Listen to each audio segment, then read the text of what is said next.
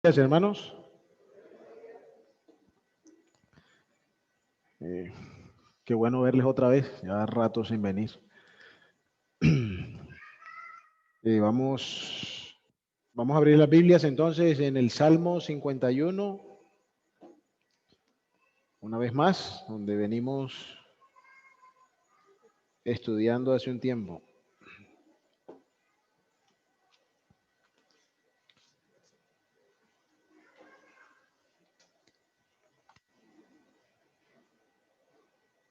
Salmo 51, vamos a leer desde el verso 10.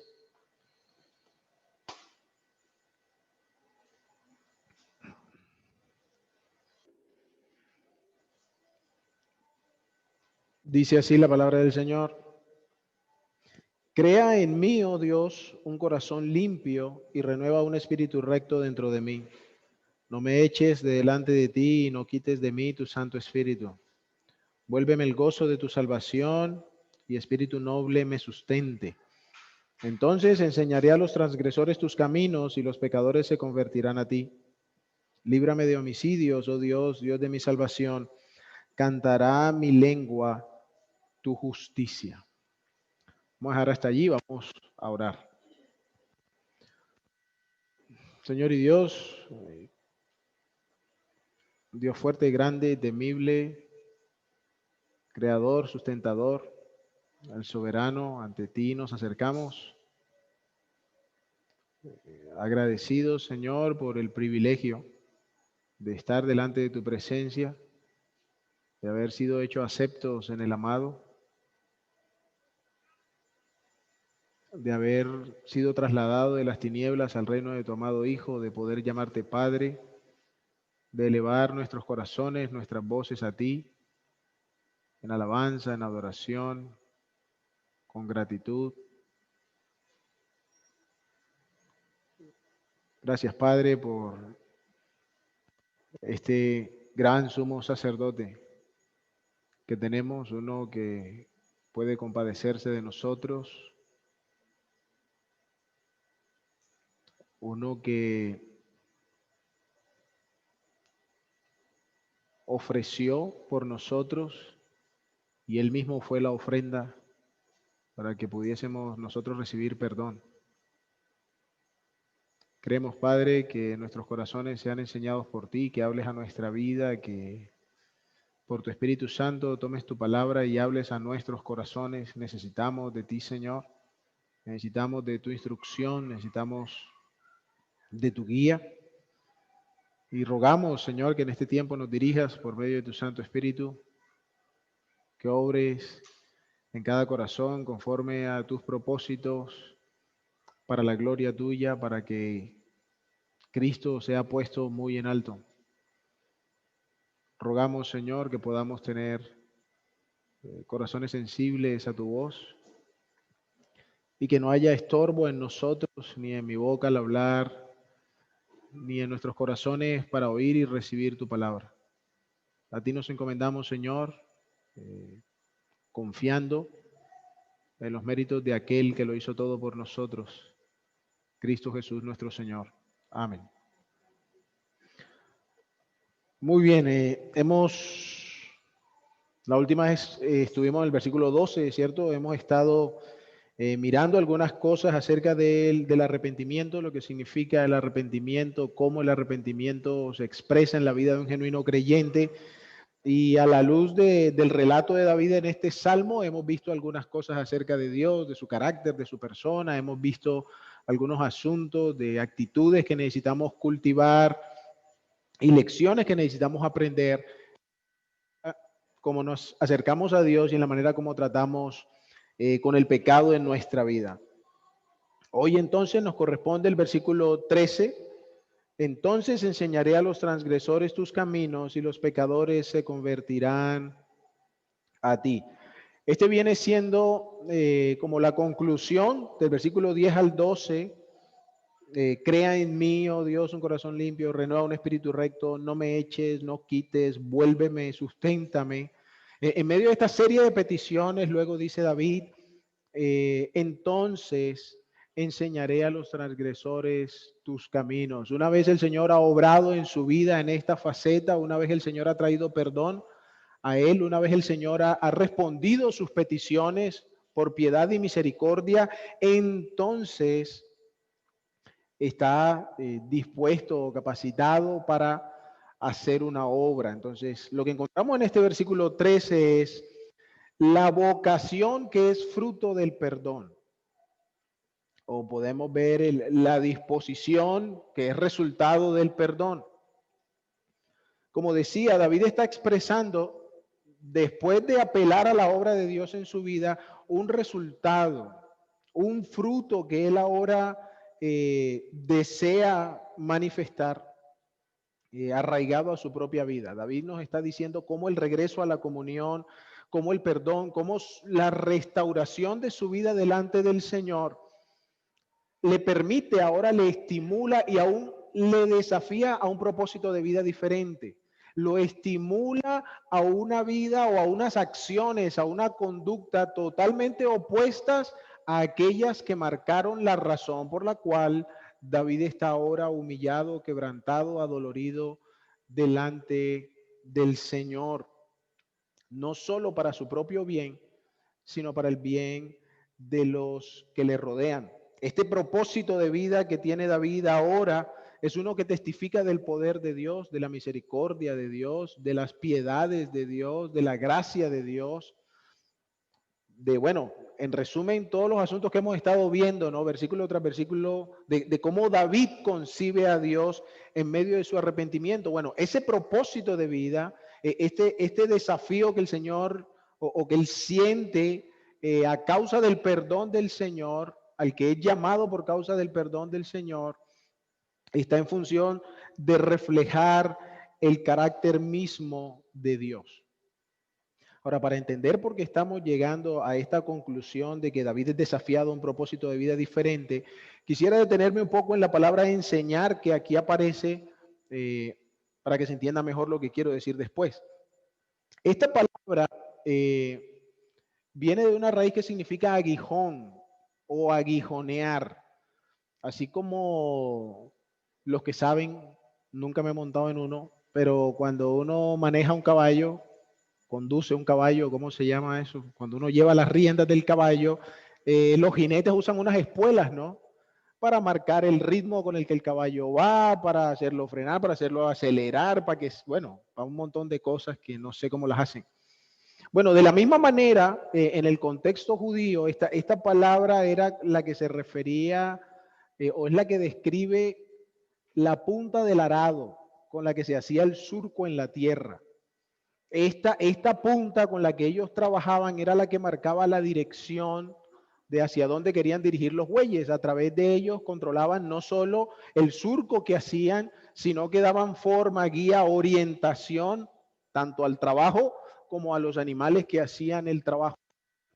Esta palabra aquí viene de esto. Lo que quiere comunicar es el movimiento que nos lleva a la realización, a la acción, lo que nos conduce a aprender. De ahí que se ha traducido enseñar. Aquello que nos motiva, aquello que nos impulsa, aquello que toca la vida, que produce un aprendizaje, que lleva al fruto que Dios desea. Y en este caso se usa en un tono de voz activa, donde David enfáticamente está diciendo enseñaré. David no está diciendo, bueno, podría enseñar, bueno, mira que esto podría ser útil para, o quizá no. David tiene una resolución firme en su corazón de que una vez recibido el perdón de Dios, él ahora está posibilitado para ayudar a otros a recibir la enseñanza de Dios o el aprendizaje de parte de Dios. Entonces, una vez más, o el comentario es este, o la idea es esta, ¿no? David enfatiza que una vez Dios actúe, respondiendo a las peticiones del 10 al 12, que ya vimos, las peticiones que él ha hecho, cuando Dios otorga el perdón, cuando el Señor restaure su vida, entonces y solo entonces la obra de Dios podrá ser el fundamento para producir un cambio en el caminar de David. Buscando, como decíamos, que esto que se produce en él no solo sea de provecho para él, sino que sirva de testimonio. Recuerden que ahorita mencioné que este propósito del que David habla es un propósito que refleja el carácter de Dios. Entonces, que esta obra de Dios en él sirva de ejemplo, de testimonio, para que Dios también haga la obra en otros, para que el Señor, o para que otros también puedan ser alcanzados y disfrutar de la experiencia de David, así como ha sucedido con David. Enseñaré a los transgresores tus caminos. Entonces David, en medio del pecado, no podía hacer esto, ¿cierto? David no podía o no estaba en una condición en la que pudiese ser usado por Dios para estos propósitos. Haber recibido el perdón de Dios, entonces David se convierte en un testimonio de Dios y del favor de Dios para con él, para que otros también puedan ser instruidos y enseñados. Luego dice, y los pecadores se convertirán a ti. Así como otros pueden ver la misericordia, la piedad, la gracia de Dios sobre la vida de David, pueden ser estimulados para recibir el mismo perdón que David obtuvo. Pueden ser estimulados para disfrutar en ellos mismos de la gracia que David también recibió. ¿Me hice entender o no me hice entender? Igual, vamos a mirar otras cosas en las que ampliaremos un poquito la idea. Antes de seguir, quisiera hacer una pequeña advertencia, será una claridad, y es que hay un provecho en el arrepentimiento. O sea, no solo en términos del perdón. El que arrepentido va al Señor, ya sea para salvación o ya sea para restaurar la comunión, es de alguna manera enseñado por Dios. De alguna manera comprende a Dios en el trato de Dios con él. Su misericordia, su paciencia, su gracia, qué sé yo, tantas cosas de Dios. Pero eso no significa que ese sea el mecanismo que Dios haya dispuesto para que le conozcamos. ¿Bien así o no bien así? Repito, el hecho de que aun cuando hayamos pecado, Dios use esto y nos enseñe, no quiere decir que vamos a usar el pecado como instrumento con la excusa de que queremos conocer mejor a Dios. ¿Mejor así o no? Muy bien. De hecho, hay una frase que en el círculo cristiano se ha vuelto muy común. Dice, el hombre que se levanta es aún más grande que el que no ha caído. Yo estoy casi seguro que todos de alguna manera estamos familiarizados con esa idea. Ahora, esa idea o esta frase se hizo popular por una mujer con formación religiosa tradicional, una activista humanista y feminista, que lo que hizo fue trasladar una máxima de Confucio, un filósofo chino, donde él decía, nuestra gloria más grande no consiste en no haber caído nunca, sino en haberlos levantado después de la caída. Ahora, mi intención no es ocuparme de eso, pero quiero que sepamos primero de dónde vienen, porque se vuelven cosas muy comunes en nuestro vocabulario y no sabemos de dónde vienen. Pero segundo, este tipo de frases están dando más mérito a la caída que a una vida intachable. Están dando más valor al error que a una vida irreprensible. ¿Es eso lo que encontramos en la Escritura? Cuando un creyente entonces se apega a estas verdades e incluso las cree, está diciendo que Dios le da más mérito al pecado que al poder del Espíritu Santo para que vivamos como Él quiere. ¿Es más claro lo que estoy queriendo comunicar? Hermanos, no podemos tomar el pecado como una excusa de que así estamos creciendo y así conozco más al Señor y por la gracia de Dios, aún a través de esas situaciones, Dios manifiesta su gloria y habla a nuestras vidas. Pero no es así como Él ha diseñado que sus hijos crezcan a la semejanza con Cristo. Quiero hacer esa claridad porque es muy común que a partir de este salmo se propague esa idea. La he escuchado muchas veces de que Mira, como David pecó, entonces ahora sí puede enseñar a los transgresores porque su experiencia de pecado le capacita para. No es tan así lo que el versículo está queriendo decir. Sí es cierto que hay un provecho, sí es cierto que hay un aprendizaje, pero esto no está en función ni de la experiencia de David, ni del hecho de que David hubiese pecado. Tiene que ver con el trato de Dios en la vida de David. Y Dios trata con nosotros, pequemos o no pequemos. Entonces no podemos hacer el pecado un elemento imprescindible para conocer a Dios. Vamos a continuar entonces. Concluimos con otra idea. Este asunto de que David ahora pueda ser un instrumento en manos de Dios es única y exclusivamente dependiente del trato de Dios con él, de lo que Dios ha hecho con él. Podemos volver desde el versículo 1 a mirar cómo David continuamente está apelando a que Dios obre lleno de gracia en su vida, a que Dios obre de una manera misericordia, de una manera piadosa. Todo el bien que David disfrutaba no era producto de su experiencia en sí, era producto de la provisión de Dios para con él, el gozo de la salvación del Señor. David, a través de todo el Salmo, reconoce que él no puede producir ningún bien, como mencionamos antes, versículos atrás, para provecho en la vida espiritual.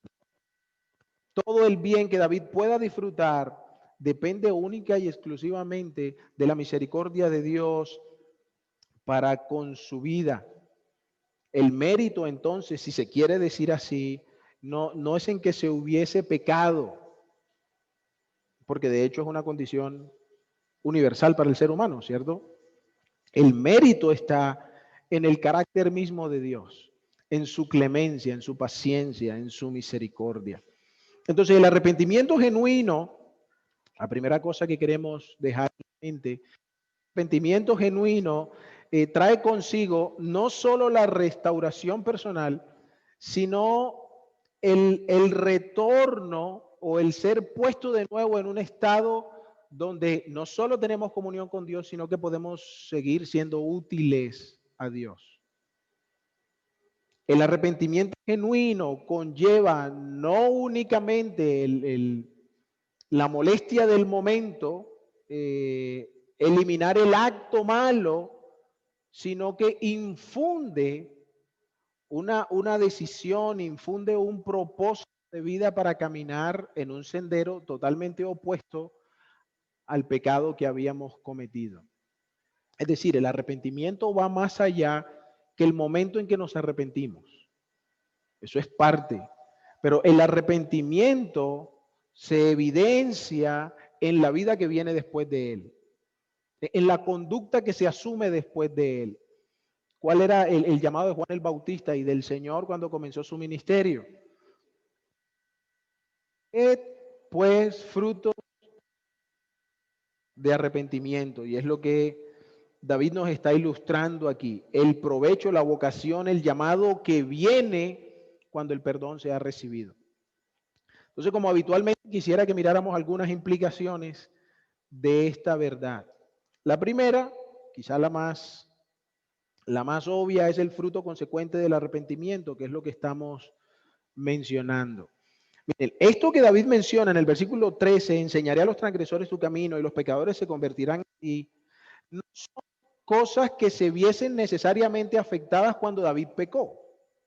Es decir, David no tenía ningún ministerio de predicación en el medio del pueblo de Israel, de manera que cuando pecó, digamos, lo bajaron de su ministerio y cuando se restauró, entonces, bueno, ya puede seguir predicando, ya puede seguir enseñándole a otros. Cuando David pecó, las cosas en las que él pecó no están directamente relacionadas con enseñar a los transgresores sus caminos o con que los pecadores se conviertan al Señor. ¿Me hago entender o no me hago entender? Sin embargo, esto que ahora ha sido efectuado en la vida de David, trayéndolo a la restauración, trayéndolo a la comunión, le permite, como decíamos, ser instrumento en las manos de Dios en cosas que él antes no se hubiese imaginado o que antes no hubiese pensado o que antes quizá no se hubiese detenido a hacer. Y ahora eran cosas que él podía buscar con profunda devoción, con profunda sinceridad en su corazón. Como les mencionaba ahorita, Juan el Bautista, haced pues frutos dignos de arrepentimiento. ¿Qué hacían los fariseos? Venían y querían la forma externa, ser bautizados por Juan. Querían que se viera que como que, ay, mira, esta gente sí está en lo suyo. Pero Juan, con discernimiento del Espíritu, ¿por qué le respondía tan duramente? Tan malo Juan, no recibe a los fariseos. No, él sabía que estos hombres, la mayoría de ellos, simplemente querían una apariencia piadosa. Y por eso Juan recalca, más que el bautismo, el de Juan, más que vengan al Jordán y sean bautizados aquí, es que cuando salgan, vidas reflejen, sus vidas corroboren, sus vidas evidencien que hubo arrepentimiento. No que evidencien que se bautizaron, no, que evidencien que hubo arrepentimiento, no la externalidad, sino lo que es profundo. Entonces, el fruto del arrepentimiento es consecuente. Es consecuente, es decir, si genuinamente vengo arrepentido delante del Señor, el andar posterior lo va a reflejar.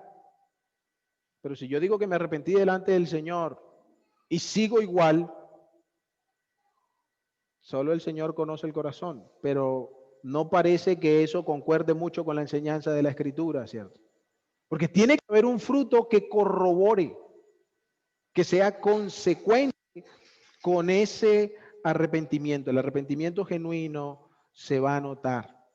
Entonces, lo primero es tener eso presente, hermanos. Cuando venimos al Señor de corazón, arrepentidos, no podemos olvidar que hay un fruto que tiene que nacer, por así decirlo. Tiene que producirse. Tiene que producirse. La segunda cosa, quizá la cara opuesta de la moneda, la segunda implicación que quiero mencionar es la mentira de creer que el perdón absoluto de Dios promueve una vida pecaminosa. La mentira de creer que el perdón absoluto de Dios promueve una vida pecaminosa. Si estamos hablando que venir al Señor en arrepentimiento, suplicando su perdón, trae un fruto que es acorde a eso, no podemos entonces ser engañados por, bueno, también es una manera de pensar muy común en el mundo, de que el perdón absoluto de Dios va a producir más pecado en la vida, que entonces así peco para recibir más gracia del Señor. Recuerden lo que dijo Pablo en Romanos. Perseveraremos en el pecado para que la gracia abunde, porque como la gracia abundó, porque nuestro pecado era mucho, entonces añadamos más pecado para que haya más gracia. En ninguna manera, dice el apóstol. Y es lo que el ejemplo de David estamos viendo.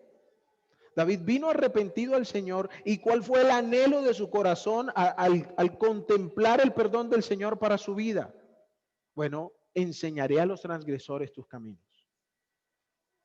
Ahora mi vida será distinta. Ahora en esta faceta de la vida de David, él dice, puedo ser un testimonio y voy a vivir de manera que otros contemplen cómo Dios ha sido glorificado en mí. No hay ningún versículo, hermanos, que siquiera deje duda de que disfrutar del perdón de Dios sea una excusa para seguir pecando. O nos dé la libertad de pecar como querramos porque el perdón está ahí. No hay ningún lugar que sugiera eso. Y es importante que lo recordemos. La tercera cosa que quisiera mencionar es que el pecado nos separa del servicio o el pecado nos impide ser útiles a Dios. Lo digo así porque a veces cuando hablamos de servicio viene a nuestra mente solo lo formal, ¿cierto? De que estoy en tal ministerio en la iglesia. El servicio es una disposición que debe haber en la vida del creyente. esté marcado en un contexto formal o no. Eso es parte de por qué Dios nos salvó o para qué Dios nos salvó. El término santificación en la Escritura tiene que ver también con eso, con la disposición de las cosas santas, con el propósito que se ha establecido para aquellas cosas que han sido santificadas. El pecado entonces nos separa de este privilegio. Repito, sea formal o no. Y cuando digo formal es que, por ejemplo, está en la escuelita dominical, o es que trabaja con los jóvenes, o es que hace esto. A eso me refiero con formal, que se distingue, digamos, en un contexto. Independientemente de o no, el pecado nos aparta de esa posibilidad, de ese privilegio de ser útil al Señor. Ahora, una vez más, valga el espacio para hacer una aclaración. El hecho de que Dios pueda usar a cualquiera de cualquier manera como se le antoje, tampoco es excusa para pretender que Dios me use en una condición que no es apropiada.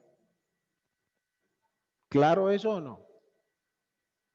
Decir, o repito, o lo digo de otra manera, el hecho de que en algún momento, bueno, le voy a dar un ejemplo vergonzoso. Sirve. ¿Alguna vez en el trabajo terminé mi ruta temprano, me fui para la casa y la jefa al día siguiente me dice, ay, ven acá que tú te fuiste y tal? No, yo estaba con Hilder, con un compañero. Ah, pero yo lo llamé a él y él me dijo que no estaba contigo. Y miércoles. Mira, los hijos de Dios no deben decir mentiras, porque ya sabía que yo era cristiano. Tremendo, ¿cierto? Y ella no es creyente. Ella es el alma de la fiesta en los carnavales de Barranquilla. Ella no es creyente. El hecho de que Dios pueda usar a un pecador para ponerme a mí en mi sitio, no es excusa para que yo viva en pecado y diga, no, el Señor igual me usa. Mejor así. David está diciendo claramente, o bueno, el texto nos está diciendo, entonces enseñaré. Y aunque la palabra entonces no está en el original, es la idea que sugiere la gramática del texto. Que el versículo 13 es una consecuencia del versículo 10 al 12. Por eso suplen la idea en el español para nosotros colocando la palabra entonces. Entonces enseñaré. No es posible que seamos útiles al Señor para gloria del Señor cuando estamos conviviendo o cultivando o alimentando o no dejando el pecado en nuestra vida. Una vez más, gracias a Dios porque Él es misericordia y todo lo demás. Pero en 2 Timoteo, se los iba a mencionar, pero vamos a leerlo. Vamos a leerlo mejor. Segunda carta a Timoteo. Capítulo 2, versículo 19, 21.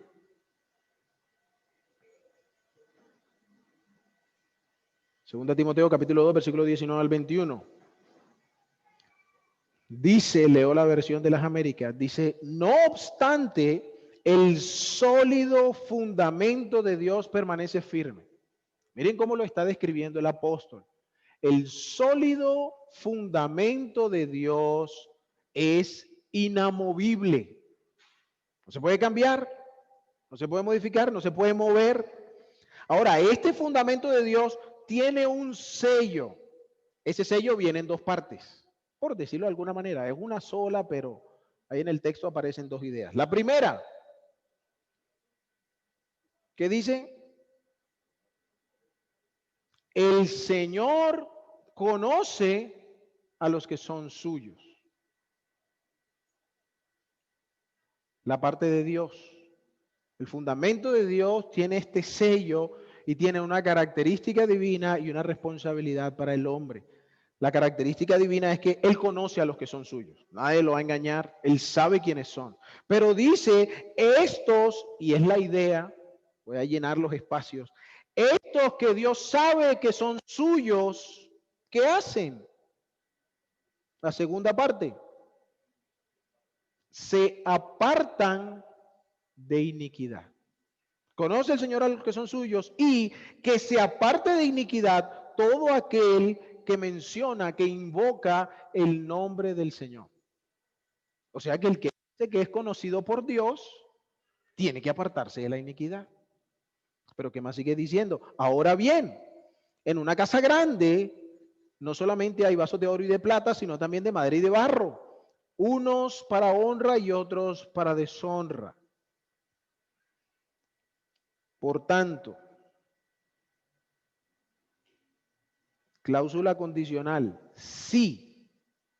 No es que todos que porque somos hijos de Dios, no. Si alguno se limpia de estas cosas, consecuencia será. Es interesante que siendo el Señor como es, no simplemente diga, bueno, no, todos son vasos de... No. Dice, si alguno se limpia, ese será... ¿Me perdí? Será un vaso para honra, santificado, útil al Señor, preparado para toda buena obra.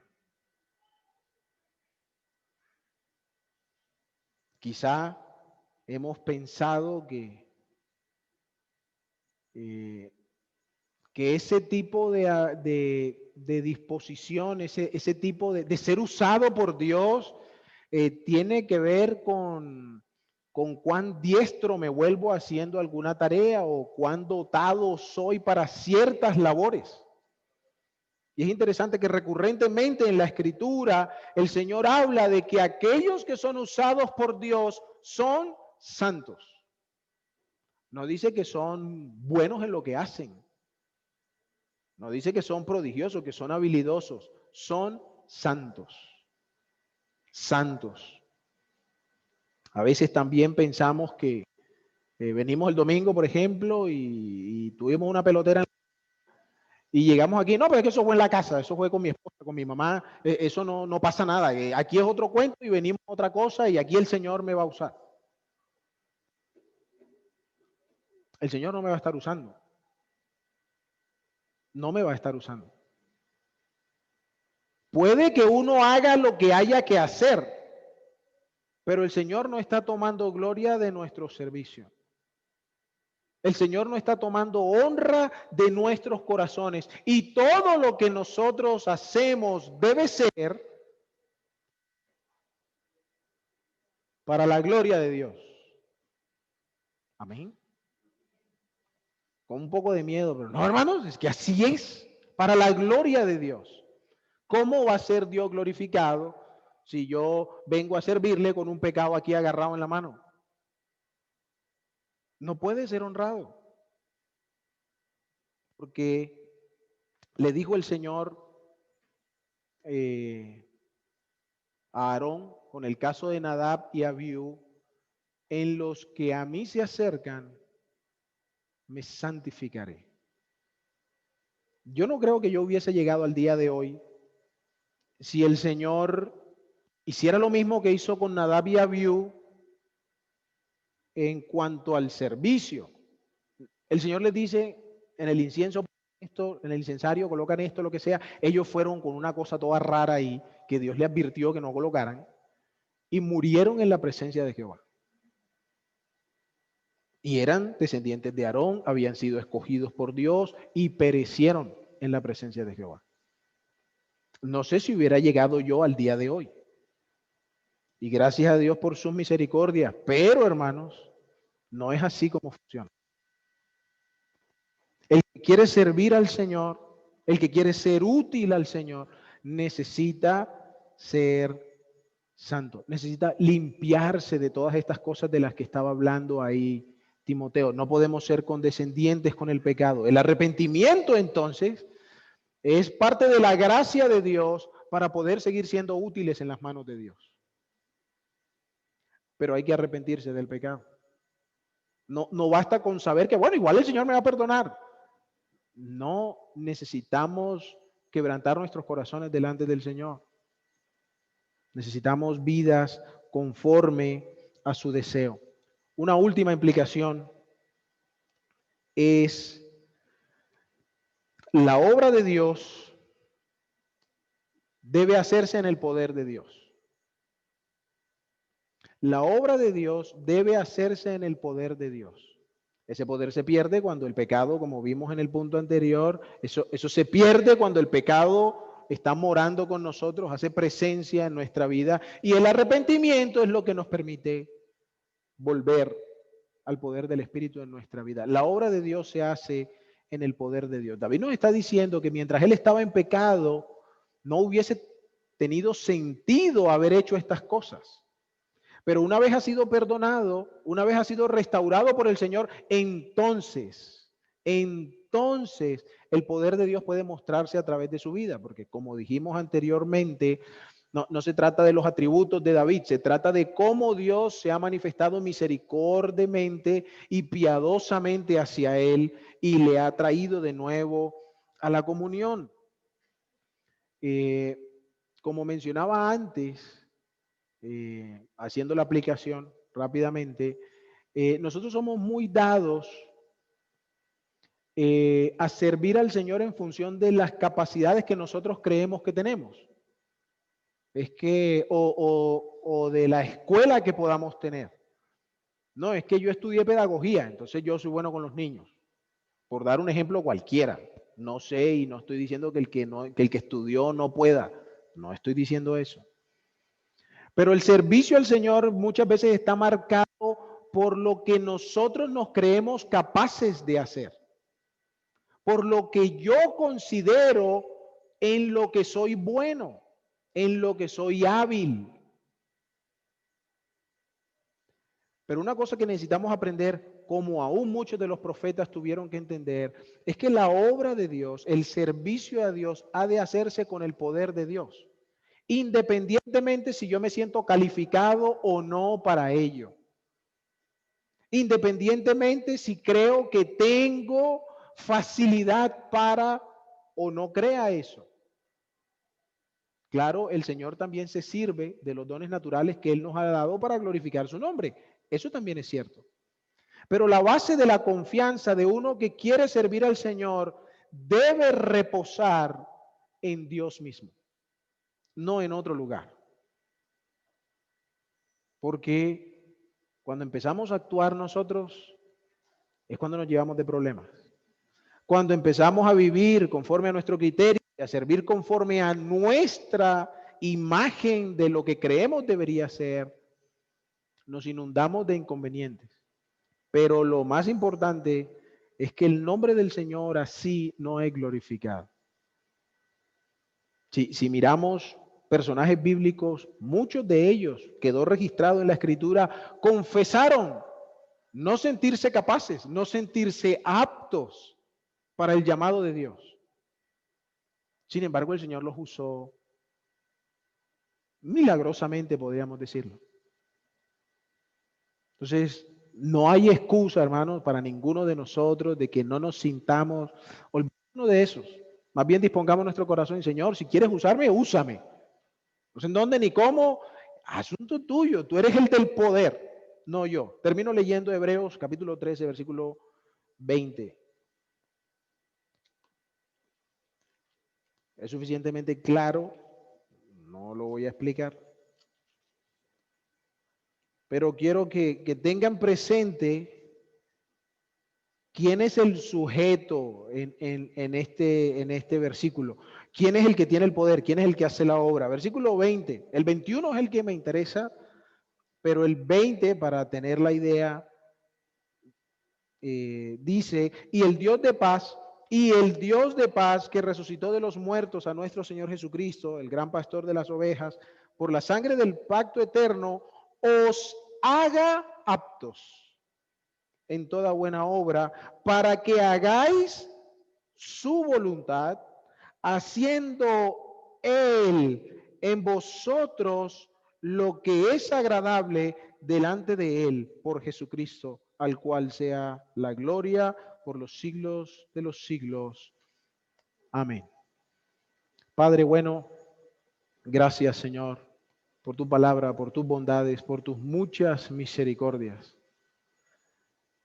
Gracias Señor porque aun cuando hemos pecado, tus misericordias no han faltado, tus piedades para con nosotros nos han traído de regreso a ti.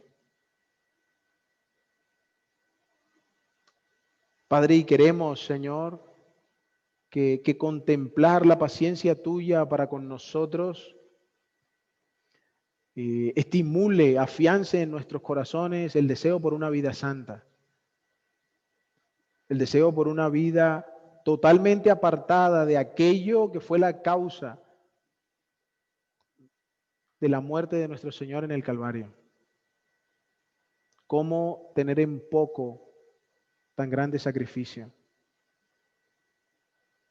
Padre, ayúdanos, Señor, a que este perdón que hemos recibido estimule nuestros corazones también al servicio, sabiendo, Señor, que si fuera por nuestras capacidades, nosotros no somos ni sabios, ni nobles, ni entendidos, sino que lo vil del mundo, lo menospreciado, lo que no es, eso escogiste para hacer glorificar tu nombre. Gracias, Señor, porque la excelencia del poder no está en el vaso de barro, sino en lo que tú has puesto en él. Así que, Señor, encomendamos nuestros corazones a ti, queriendo que muestres si hay algo en nosotros que necesita ser limpiado, si hay cosas en nuestra vida de las que necesitamos, Señor, despojarnos, confesar delante de ti, para que entonces tu poder sea magnificado en nosotros y podamos ser instrumentos para honra, útiles, dispuestos a ti. Te alabamos y te bendecimos, Señor, porque solo tu nombre es grande, porque solo tú eres poderoso sobre todas las cosas. En el nombre precioso de tu Hijo Cristo. Amén.